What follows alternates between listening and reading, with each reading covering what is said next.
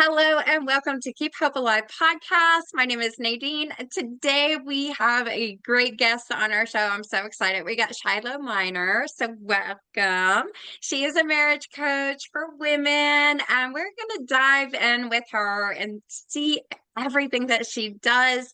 So she's going to talk about the real love method, which is amazing. Being in this industry too, I mean, this is a good topic to talk about and kind of guide people, like even from finding love too. So I'm excited. Now, before we get started, Shiloh, I have a quick question to you. And since you kind of do this for a living, it should be fun. How many weddings have you been to in the last 20 years? Probably about four. Four. Okay. So usually when the guests are walking into that church or wherever they're having the ceremony, guests have to sign what? Yes, book. Yes. Good. Okay. So one of our biggest sponsors here is lifeonrecord.com. And what they do is instead of that guest book, they have a vintage rotary phone that they put there. And brides get very creative. It's a beautiful little hutch or desk, and it's all decorated with flowers. And the phones, I wish I had one here. They're so antique and so cute. So your guests can come, pick up the phone, say congratulations, or you may have a groomsman on there going, "Hey, dude, it's about time you put a ring on her finger," So they are collecting the gift of voice for all those congratulations. Now, I'm talking about weddings, but this can go for any kind of event that you want to collect, congratulations or whatever it may be. I know I used one for when our kid on the football team got hurt. So I have kids calling in, "I hope you feel better," and then they can get the messages. So when all these messages are collected, they will either burn it on a 12-inch vinyl record, or you can get a keepsake speaker, which I call the little boom box. And it's really cool to listen back to and hear all the different voices saying, the congratulations. You get the phone number for 1 year, which is really good. And also, with the phone right next to it, they don't always want a big line forming. So they put a QR code right next to that phone so your guests can take out their mobile device and scan that also, and they can leave a message before or after as well. Um, so with that being said, however you get it, they do personalize the covers and everything is adorable. I want you guys to go check it out at www.lifeonrecord.com. All right, Shiloh. I love your name, by the Thank way. you. So who is Shiloh? Oh, well, where do we begin? I'm a wife and mother. My kids are supposed to be being quiet right now. I hope you can't hear them. Um, No. I'm a love and marriage coach for women, and I am an Enneagram 7 extroverted ENFJ. So that means I'm your most extroverted, most sociable, most big picture thinking, adventurous personality. So Oh, I that's like awesome. to have the most um full life. And for me, that doesn't mean doing a million things and staying super busy. It means going really deep with the things that matter the most to me, being really clear on my priorities, and um, just sucking the marrow out of life. That is really cool. That's really cool. I've never heard it explained that way, but that's awesome. So you got a little bit of everything going on. So I bet you're, one of those coaches that people just actually come up to you and can tell you their life story as well. Like if you're shaking your head, That yep. happens. That happens all the time. We were going to buy some weights off like a Kijiji sale, and the woman started telling me about her nephew and his mom who was doing drugs and his struggle. And we were leaving, and my husband was like, "People just tell you everything," and I was like, "They do. They tell me everything." And even I remember, speaking of weddings, I was a bridesmaid once, and the other bridesmaid would just come stand next to me and tell me that she felt safe standing next to me. And Oh, so yeah, wow. there's something about that people do come to me. You see, that's happened to me a lot, and that's why a lot of it I started the podcast and Right. everything. People just feel this sense of like peace or calm around me, and they can tell me on their life story. But what I found really funny is one of the jobs that I worked in the past, I guess it was just my voice over the phone, even though I'm saying what I need to say. they started telling me their life story. And then the other girls would get the same thing. So it's funny, we were on those chat messengers being like, okay, we need a life coach fee here. Yeah, you You do. know? Right, right. So yeah, but it was interesting. And the more people that we get to hear their stories and help, that's amazing. I wanted the podcast to relate to that, for people who are looking for answers or something maybe they're going through. So, but helping out as a marriage coach and for women, I bet you have men come up to you too. Yes, of Yeah, course. you do. Of course. So everybody has marriage struggles. So that's my first thing. Like, don't be surprised. Don't feel bad. Nothing's wrong with you.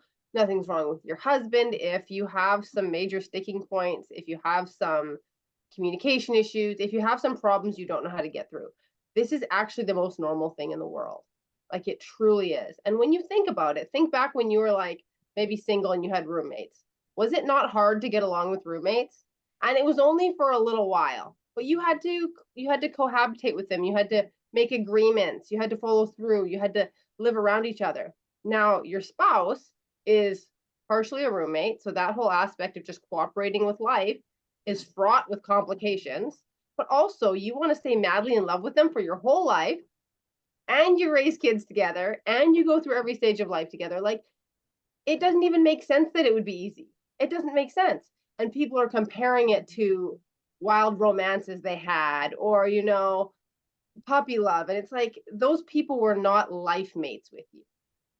They were Yes. meeting one need and they were fun, and there's nothing wrong with that. But when you're trying to spend a whole life with someone and not only love them, but desire each other, have sexual chemistry, it's a business, you're trying to manage your money, you're trying to manage your home, like, it's very complicated. And so I'm really big on taking the stigma and shame out of it, because I think it's a real crime that we have that added on top of the struggle you're already having. It'd be easy just to breathe through that and have a game plan so there isn't too much strokes. Yeah, it could cause strokes, right? Yeah, yeah, yeah. Too many stress. So, sorry, I had to laugh at myself on that one. Hmm. Um, but having a game plan and talking it out before you take that next step too, of living together and tying the knot. And what Right. are we going to do for finances? How are we going to work on this together? Can we have a good communication, Hmm. So you hear a lot of people that go through this, and unfortunately, the divorce rate is way too high. But the most common thing I hear is, oh, we just never got along. And when it came to finances, we couldn't talk this out. And being in the industry, I've seen it go down. Right. Nobody wants to. And it's sad. And I am like Yes. going to really try to bring this back up, Hmm. because we're missing out a lot of stuff that is happy. And back in the day, people are married, older couples are walking in the mall holding hands, and it's so Hmm. cute to see. And it's just love. It's precious. It's like, how did they do it too? We Yes. need to start coaching that, so people don't lose the faith or hope in getting married again. Well, I love what you said, because I think what's really lacking is that role model. Like, we kind of have this imagination of this beautiful old couple who sits on the bench and they hold hands and they're so Yeah. peaceful. And I know we all still want that. Yep. But we have so few examples where we can look at people and go, oh, they did it, I could be like them, or they did it, I can be like them. We just see divorce, divorce, divorce, or we see people still together who are miserable. And so people's imagination for marriage is like, it seems like a really bad deal. Seems like and the funny thing is women are arguing how it's a terrible deal for women, and men are arguing how it's a terrible deal for men. So everybody is saying this is a bad deal. But both men and women desire that lifelong love story. Yes. That's why people still keep getting married. That's why people keep doing it, because there is that core desire of, I want to have my person. I don't want to have to be pitching around dating at all these different stages of life. I want my kids to have, their mom or their dad with them all the way up, even grandma and grandpa. And so we have this desire for this solidity. I call it the real life love story. It's like not the fantasy love story. It's not the Hallmark love story. If you notice the Notebook, right? Big love story. The Yeah. entire part of their life where they would have raised kids together is omitted from the movie. That part doesn't exist. And that's the real life part, right? When you have to Yeah, face all the different challenges in life. And my belief and what I teach women is you can create romance throughout that mundane life. You can find ways, to dance in the kitchen and giggle together about how your kids are ridiculous and, have each other's back so that you're not waiting to escape your life to have a date, have a romantic holiday, to be like, oh, now it's our anniversary. Now we can connect. If you can't connect every day, it won't be enough. You can't just put your heart on the shelf, take care of kids, take care of business, and expect that connection to remain. It has to be the number one priority if you want to be one of those lucky people who has the real life love story, because it doesn't happen accidentally. And yeah, the reason it used to happen more is because divorce was highly stigmatized and women didn't have independence. So there was lots of pressure to figure it out. It was like getting divorced would be really bad. So we have to figure it out. Now, some people did figure it out. Like I've talked to a lot of elderly women who will say, oh, yeah, I know what you did. I did that too. Just mm, quietly, they made that transformation and they figured out what really made the connection work. But they had a long range vision. Their vision was, we're going to be together. So I want it to feel good. Whereas now, when we hit that low spot in marriage, we start asking if we should be in it at all. And if you're debating between being in it and working on it, your feet are stretched apart on these icebergs, you know? Your weight isn't anywhere. You're not putting your focus into making the love work. You're not putting your focus into, hey, I'm going to move on. You're just being stretched and pulled, and it doesn't serve anything. So one of the first things I with my clients, maybe they're kind of in that position, right? They're like, I don't know if I can handle it anymore. I need to figure something out. As I say, if you're going to work with me, you got to commit to the process. Just like put out of your mind for the time we work together, divorce. You can still get divorced. You can come to that conclusion at the end. But if every time you're triggered and upset, you're like, oh my God, this is never going to work, it really won't work. yeah. That's not good to have those feelings, especially like, if you're dating and you're months in and you start to get those feelings, it's like, okay, open your eyes again and see what's in front of you. Because if you're seeing this now, you got to reevaluate what your wants and needs are and be able to communicate to your partner. This is how I feel about this. This is what I see going on. And if we can work on it together, it's like you got to have that communication. Don't shut down. Don't walk on eggshells because that's, another thing I hear. Oh, I was walking around in eggshells. I couldn't be myself anymore. Like for me, I set my boundaries. I learned who I was as a person. I was honest, this is, me in a nutshell. This is what I'm looking for. I have football. My kid is in football, so I'm looking for somebody to, hang out with and go see these games and be there to support. I love the movies. I will do what you love too. It's a balance between. But I think there was one movie that I just absolutely loved the most. I don't know if it was Trainwreck or not, but they were doing a role play. They were at a bar and they pretended they were just meeting each other for the first time, but they were really married. I know the And one you mean. Yep.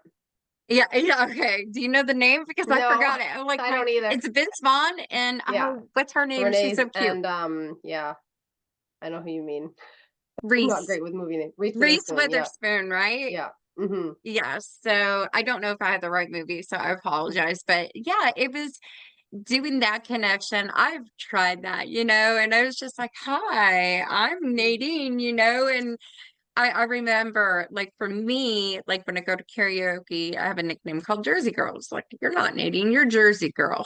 And it's just like, okay. So I was able to create this whole different personality when I go over, to sing my heart out. It helps my soul. But, just having that interaction with somebody that you like and that you're falling in love with, those beginning stages are whew. And then when you hit that spot where it becomes let's get married, like you have those talks. I mean, there's always the talking about it before the proposal. I mean, I think there is, but Nowadays, for sure. Yeah. yeah, and I am Yeah. so tired of, oh yeah, we're not going to get married because there's debt. Like she has bad credit, and we can't get a house, we can't do this, and then the prices go up for health insurance. It's just not worth it to get married anymore, is what I hear. So when I'm working in the industry, I'll hear like, why is it declining? Why is it going down? It's because people have a fear now, I think. So, Well, because divorce is financially devastating, and people go through 2 divorces in their life, which is easy to do if you get married young, right? You can get divorced at 35 or 30, and you can get divorced again at 50. And, like, what people don't realize is that women go through multiple transformations, right?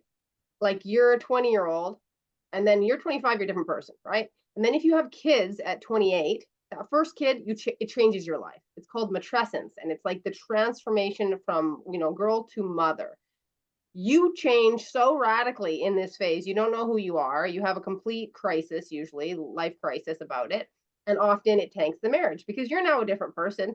You don't even really know what you need and what you want because you're trying to balance who you are with this mother role and identity. Every time you have a kid, that happens. So that might take another 10 years. When your kids get different ages, it happens again. An early mother of toddlers is a totally different woman than a mother of school age kids, is a totally different woman than the mother of teenagers. Women are constantly evolving and flexing through these life stages. We're very, very adaptable. That's our superpower. And then after that's all done, we start perimenopause, where all the estrogen, which made us super agreeable and put up with garbage, is gone. We're ready to kick ass and take names. And it's like, what yeah, happened to my wife? Right? Like, this is all predictable. But because we don't know, and we don't have guides, and we're not like, this happens and I'm going to, work with myself in these various ways, what happens? You start to hate your husband. He doesn't get it. He doesn't validate me. He doesn't understand me. He doesn't support me. Here I am trying to scream at him that I'm not okay. And he's kind of just like baffled, right? They're baffled. Like, yeah, because the masculine archetype is very stable. It's the blessing and the curse, and again, of the masculine. Women will be like, he's such a stick in the mud, never learn anything new, like, doesn't want to try anything. And it's like, and also very predictable, very stable, very, what you get from him, right? And so yeah. when you have these two energies flowing together without any real understanding of what's going on, women are needing to reinvent themselves regularly. Mm-hmm. Often that comes along with a divorce because we don't know how to relate to the masculine. We don't understand men. We don't understand how to inspire them to really support us. Like when you talked about walking on eggshells, the instinctual response of the feminine is to avoid a man's discomfort or anger or irritation. So we'll do everything possible not to bother him, not to upset him, not to, cause him to say something that we don't like that will trigger us.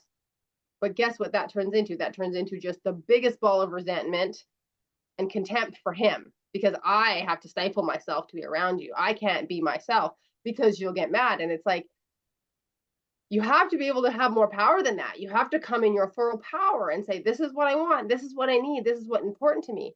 But I don't blame women for not being able to do that because that comes from, first of all, our childhood conditioning. Our inner child Mm-hmm. is like, it never worked once with my dad. Why would it work with this guy? Like, we think they're the same person on a subconscious level, dad and husband. They're like, or mom even sometimes, but our parents, right? Pretty much the Yeah, same. So we don't want to speak up. We think it's not going to work. And then the other part is that we have never witnessed a powerful feminine woman who's with a man, like who actually influences him, It's always like she's a doormat and she puts up with him, or she's dominating him like some kind of mother.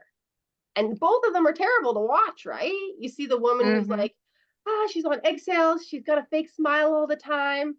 Her husband's a real asshole and everybody knows it. But she's like, trying to make him not get mad. That's the worst. And so women who don't want to be that will compensate to dominating a man. Okay, I don't want to be that doormat. So I'm going to tell him what's what. It's going to be my way or the highway. He can put up with me, like kind of takes the Yeah, power out.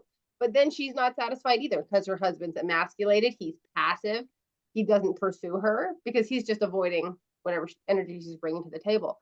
So what I teach women is how to be that queen. And like a queen is a combination of power and dignity, right? And yeah, openness. She's not a dominant, she's not a tyrant queen, right? She's not an evil, wicked stepmother.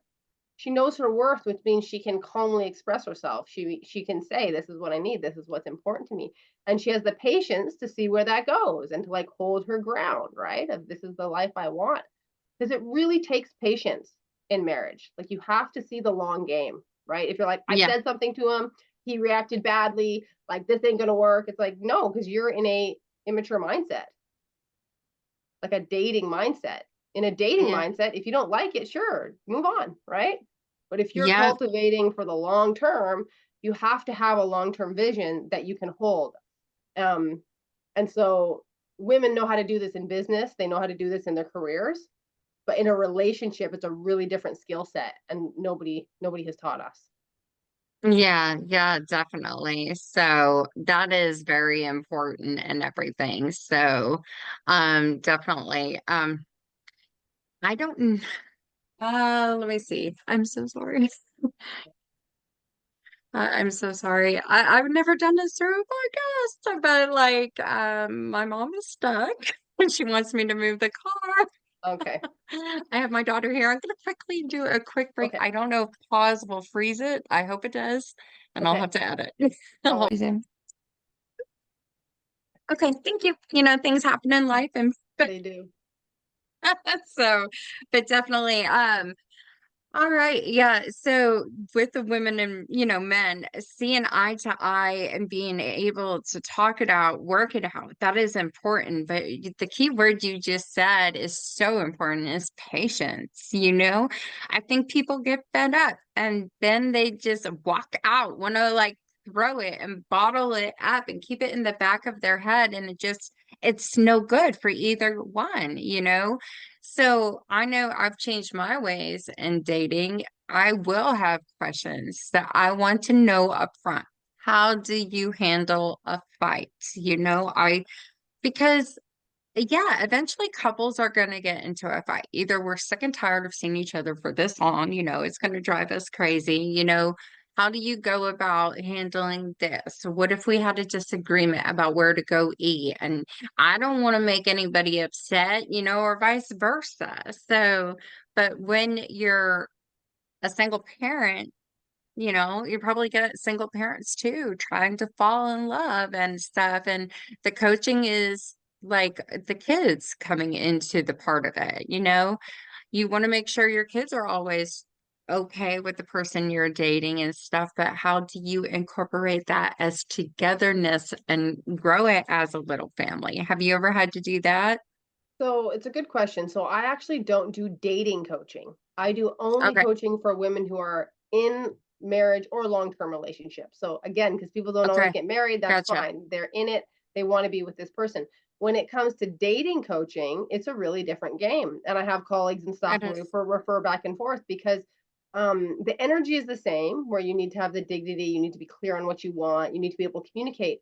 But when you're dating, the important thing is not over investing. The important thing is to not jump in with both feet and go, "Oh, this feels so good, thank God."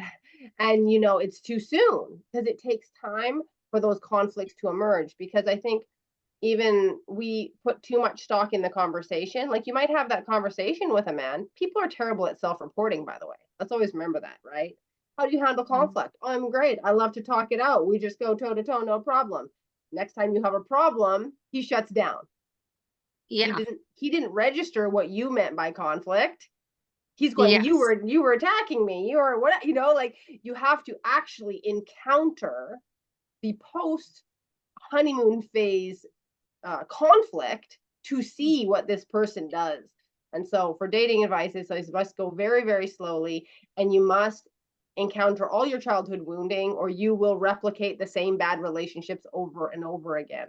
And that's what I even say to my clients who are kind of on the brink of divorce. And I say, look, even if you leave this relationship because you're like, this man is not stepping up, the work you do with me will elevate your self worth, it'll elevate your skills. So you won't just panic and run like you talked about, right? Oh, I'm so yep, overwhelmed with this emotion. I can't tolerate it anymore. I'm out of here. Well, the next relationship you walk into, you haven't grown. yeah, And yeah, people try to grow on their own, and it's not the same lifting. Like I don't know if you have athletes here, right? Practice is not game time. You could be wonderful in your pre-rehearsal for dance or sports or whatever, but if you're not on the court, you don't know really what you're made of. Exactly. So Exactly. if you're gonna work through the marriage, even you have a very say you have a very difficult husband and he's not really coming to the table. If you do the heavy lifting of being able to speak your truth to him, stay calm with him, you are now a very powerful woman. And when you go Yeah. out and date, you're not going to be afraid of conflict. You're not going to be afraid of a man being displeased or be afraid of rejection because you've done that inner work to build those skills up, right? So it's always Yeah. valuable, even dating or marriage, that if you're going to exit, you do it in this really conscious way where you have your feet on the ground. You're not just panicking. Yes, yes, I agree with that 100%. Nobody wants to go through the panic, even in long relationships. It seems like, if you get told, hey, we're just not communicating good, maybe we should see a counselor. Some people are for that, and some people are like, no. I mean, is there a different method? Do they come to somebody like you and talk Yes, to you and see? Yes. basically. Okay. My theory is that most men will not go to couples therapy because Yeah. therapy is very popular with women, and that's partly because women process verbally. So it's like an ideal venue for us to feel better, right? We talk, someone hears us, we feel better. If a man has to expose his vulnerabilities to a stranger, he feels worse. It's going to make him feel more stressed and more agitated to then in front of you share this thing with someone. So if your man agrees to go with you, really support him, really be thankful because that's a huge risk. It's a huge vulnerability step for a man to go to therapy. But like my husband and all my clients' husbands, they're just like, no, there's no way I'm not going.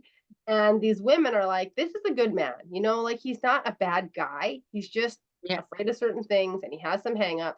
And I really want to bring out the best in him. It's kind of like they have a faith and a vision of who he really is at his core under all the defense mechanisms. And so when they come to me, I show them that so much of who your man is a reflection off of who you are. And it doesn't mean that it's your fault or that you're wrong. It just means that you're very influential. Like he is Hmm. vibing off you a lot. And because we don't understand what the masculine needs, we try to give him what we would need. So usually my clients are like work very hard to create a comfortable environment for their husbands and, kind of make his life easy because that was what they would like. Like, wouldn't it be great if someone like had the coffee ready and was kind of like thinking ahead of the Yeah. time? And men typically don't notice and don't appreciate that very much. And then you feel even that much more hurt because you're like, he doesn't value me and I'm doing all this stuff for him and he's not nice to me, right? And so, just, a quick tip what I'll teach them is that men are more so looking for respect than Yeah. service. And we think of respect as being nice to someone because that's how Hmm. women respect each other. We're like generally courteous, just be nice to you, right? But no, a man's level of respect is what I call non-intervention. Don't give him advice. Don't ask 1,000 questions about everything he does, and don't give unsolicited, like what I like them called like passive aggressive questions. Like, are you sure you want to eat that? Right? That's just a way to tell someone what to do and pretend you're asking a question, right? They just pick up on that. They're just like, Yeah, I gotta say, I've learned I have, dated people who are sensitive and not too sensitive, but why would you say that? I'm like, like, did I say something wrong? Then we yeah, go back to us and yeah. analyze what you said. Was it hurtful? What happened? How would you feel if the tables were reversed? And then, if you are in the wrong, apologize for being in the wrong, is what I gotta say. You keep it alive still. And Forgiveness is a apologizing thing. and apologizing is a power move. Like you talk about dignity and power, confident people apologize because they Yes. don't feel like they're now a bad person because they had to admit they made a mistake. They're okay with making mistakes, right? So Yeah. if you flare up at your man and you kind of, say something snarky or whatever, and this is not about if he deserved it or not. He may have made a mistake, genuinely. Yeah. But if you snark at him or disrespect him in some way, you can always circle back and say, "Hey, I shouldn't have said it that way. That was disrespectful. I'm sorry." Yeah, definitely. So yeah, keep the communication going and just be like, I feel that this happened and this is how I feel about it. That's how I handled and learned over the years. It's Mhm. like I want to be the better listener these days. I learned to have more patience, but I had to learn about who I am before I could move on, But if you like, I gotta keep going back to this, everybody is different and how they see relationships and what they want out of it too. And I believe strongly if you talk about that, then you can correspond. Now, I know I've done podcasts on dating, the grass is greener on the other side, please don't ghost, these are things just in a dating thing. But, as far as ghosting in a marriage, I believe that could happen. Oh, completely.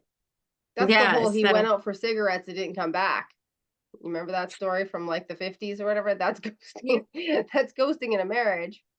Um, it's always different with kids, right? As soon as there's kids in the picture, things get much more complicated. But yeah, people, I think if I were to bring it back to kind of like right practice or best practice, right? Is what we talked about communication because women, um Michelle Weiner Davis calls them the walkaway wives, and it's basically this phenomenon where we stuff and put up and shut up and then we walk away, right? And yeah, then we say, you should have known, I've been miserable for years, like I'm done. And a woman at that stage is truly done, like she snapped okay, emotionally. There's no bringing it back usually because she has honestly made the decision years ago, right? And I would call that the female version of ghosting because we yeah, didn't actually give him a chance to understand the gravity of the situation. and And what I that's hard though. the reason we don't do it is because we think that we are already obvious enough, right? Mm-hmm. It's not our fault. We're not trying to be jerks. But typically, like all the women know, right? All the women know what's happening because we can even just feel the energy off this woman. We can see the energy in their relationship, right? Like she Yeah, shut down, definitely. there's no connection, it's going to end, and men will not see it. They won't catch that vibe. They'll say, I don't know, looks fine to me. Right? Like, what's the problem? And so, what I would encourage women to do is that if you are at the stage where you're getting ready to shut down, like you're giving your last hope, it needs to be laid on the table very clearly. Like, Yeah, I have a few needs that haven't been met for several years. And if yeah, this goes on, I will be filing for divorce over the next couple of years. This is your chance to do something about it if you choose to. Like yeah, it can be that definitely. simple, but it has to be that direct. Like because what happens a lot is men will because I have a lot of colleagues who are men's coaches, and if you are a men's marriage coach, do you know who you work with? Only men whose wives have cheated on them or just filed for divorce. That's who you Oh, work with. wow. Yeah. That's when they wake up. That's when the rubber hits the road and they go, oh my God. And they care. They love their wives. They'll go and pay thousands of dollars and go through these programs and try to get them back. And so what I try to tell women is that um, sometimes it won't work. Sometimes the actual physical leaving is the only catalyst, but you can have a separation even. You can say, this is how serious I am. I'm going to go live somewhere else because men recognize actions over words, right? Words are cheap to them. Yeah. You could be blah, blah for years at them. I'm not happy. Things are not good. They think, oh, she always says that, but she keeps acting exactly the same. She keeps cooking and cleaning and take care of the kids and showing up. And so to them, there's like a mismatch in like words and behavior, right? Oh, gotcha. And they'll always just choose behavior, which is kind of wise, right? That's what we teach in dating, right? Watch people's behavior, Yeah. forget about their words. So it's smart sometimes, but it backfires on them in marriage because they kind of don't really hear when women say how bad it is. They Oh, yeah. don't really hear it. And so then when they either cheat or they divorce them, the men kick into high gear of like problem solving, but they didn't realize beforehand. Yeah. And that's the sad part of it all. So So, sad. yeah. So sad. So, I mean, I know if people wanted to reach out to you and everything and have a coaching session with you, how would they reach you? Do you do Zoom or is it, lesson seminars or Yeah. in-house, what is it? So I do Zoom sessions just like this, and right now I'm offering a free connection assessment. So this is like I will break down for you what the strengths and weaknesses of your marriage is, like diagnose it for the long term. What are the parts that you're not noticing under the surface that are eroding your connection? And then like what are your next steps that you need to take to turn that around? Because a lot of people think they know what the problem is, and that's not actually the causal problem. It's just the symptom that's registering, right? Oh, gotcha, gotcha, gotcha, Yeah. gotcha. And so, yeah, I'll leave the link for that for you, but also you can find me on Facebook. That's where I do a lot of live videos you can check out. And I have a website, which is shilohminor.com. Awesome sauce. And we'll have that posted with the link and everything. So really quick, I want to thank you so much for coming on and everything. I wanted to quickly kind of do a quick commercial really quick. Snap Bands is one of our biggest sponsors here. You can see the Faith and the Hope Band right here. Now the Faith Band is brand new to Snap Bands, but you can only get it by adding the promo code KHA for Keep Hope Alive. If you don't put that, you can't get a faith bracelet. But if you guys ever wanted it, they come in all different colors. So the science behind these bands are the little, oh, hold on, elastic right here. If you do a gentle dump onto there, it helps you reset your, cognitive thinking and resetting your brain on how you're thinking. And they have a bunch of mantra words like faith and hope and believe and fearless, love, peace. So if you go with their mantra words and say, I hope I have a great day and things are going to go well with a positive energy, it helps you redirect. It takes a lot of anxiety, OCD, if you have PTSD. So, and you can hide it from people. You could be just sitting there and just be like, oh, okay, I got this. Nobody has to see it. But they really do work. I love them. I want you guys to go visit them. I'm making this a little bit shorter commercial today, but it is www.snapbands, snappbandz.com. Now, also, I wanted to thank the other sponsors for making the show a reality and awesomeness. So we had Life on Record, which was your interactive guest book. So that would be www.lifeonrecord.com. We also have Ogden Ventures LLC. Marcus Ogden, he is a former football player and he's a keynote speaker, best-selling author, and podcast host. So you can see him at www, and I'm going to spell this out. Marcus is Marqueus, then last name OGDEN.com. So check out his stuff. Our next one is Bridal Shows Inc. If you are planning a big event, whether it's corporate or bridal, mostly it's bridal because they do bridal shows, you can come out to one of their trade shows and meet all the vendors. They're going to showcase what they do. You can set up appointments or maybe even get pricing with them the day of. But look at their website and see where they're going to be in which city and everything. And go out and hear what they have. Our next one is milesandSmilesEvents.com. Miss Deborah Rose. Her background is investigator, but she is a handwriting analysis and lipstick reader. She is so fun at events. So getting down to the point, she's very accurate. I've seen her in action and also had her do me and our coworkers, and I was like, how did you get that? Like, I was just in awe. I wish I could just sit with her all day during her events because she always amazes me. Our next one, Bryce Harney. You might have seen him on TV. His website is www.brycemagic.com. He is a magician and my mentalist. He does a lot of corporate events, church events. So he's traveling all around the United States, but he is up for hire. I would tell you guys go to YouTube, type in Bryce Harney, look at some of his work. It's amazing. And I always kind of float it on our Facebook page too. Our next one is richmondpunch.net. He is a violinist. He's been in the industry for, I guess, over 30 years. He's graduated from the Juilliard. He has performed in front of 1 million people, had 2 spots on Lifetime shows as a violinist as well. So he is a wonderful, talented man. I can tell you that much. Please check him out. Our next one is TK Hair Salon. So, if you're a guy, girl, kid, you need your hair cut, styled, colored, perm, updo for a big event, they do it all. They will do eyebrows, lips, whatever you need.